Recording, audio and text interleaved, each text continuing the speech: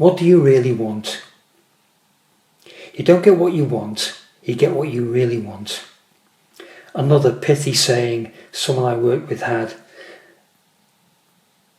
and I have to say for the most part, I agree with it. When is enough enough? Materially, emotionally, physically, at what point do we decide we're satisfied? We only need to look around to see that we each have different thresholds for everything. What is important for some is of no significance to others. How many of us genuinely want to be what could be described as rich? How many of us is willing to do what it takes to become rich? It seems that most of us do not need to be rich to be content with life. How many of us want to maximise our potential and see where that takes us? How many of us are willing to do what it takes?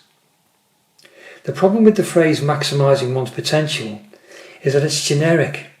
It's a catch-all, amorphous concept. But coaching needs direction. Coaching must have a purpose. So what do you really want? Consciously and unconsciously, what we really want may be different. Consciously, we may have an idea of what we want.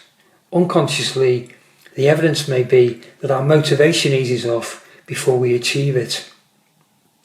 A good measure of how important something is the length of time it stays important, having achieved it. Have you noticed how some things suddenly lose their lustre once you have them, whilst other things never lose their sense of importance?